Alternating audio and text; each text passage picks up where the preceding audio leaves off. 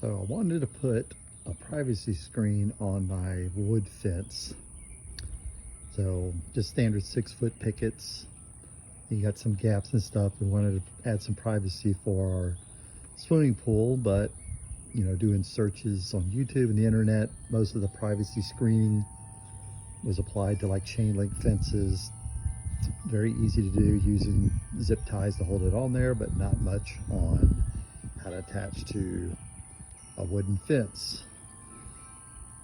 So I went and ordered privacy screening, 5-foot by 50-foot, and attach it and figure out the best ways to do it.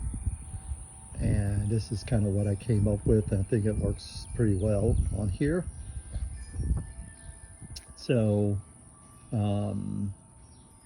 with a 6-foot, you have the stringer for the top of your fence for your pickets there.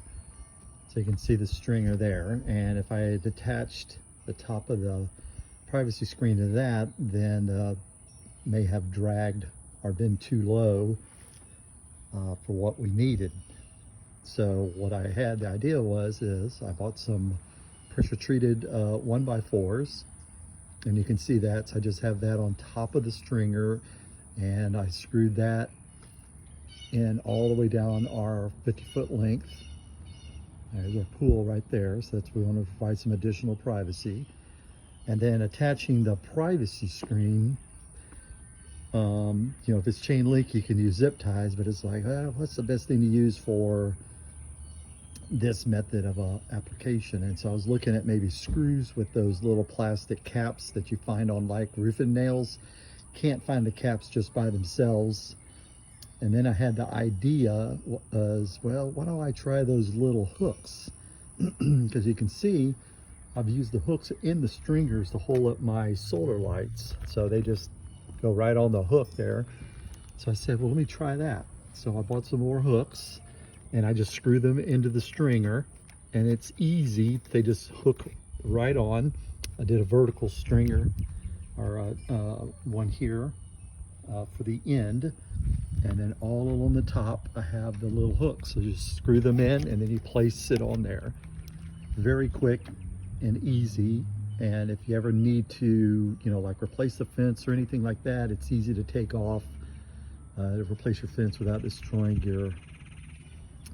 the privacy screen. So that's what I did. It didn't take too long to do.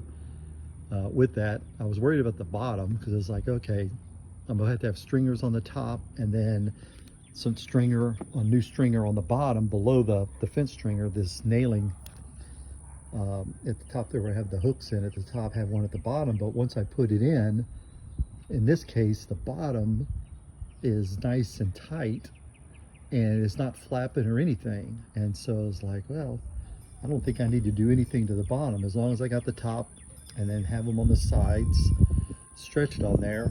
It just kind of stays in place and the wind doesn't whip it up or anything like that because you've got the fence on the back side.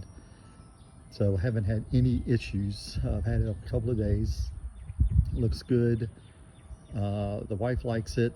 And then for my existing solar lights, I didn't remove the hooks when I put this up, so I just put it right over the top. Then I just took a little box cutter, cut a small slit for each of these to come through here, and then just rehung my solar lights that come on. And then we put our same thing with our little iguana that we got in Honduras, and our turtle way down there, got at Cozumel, and the other signs, dragonfly, got that in Texas.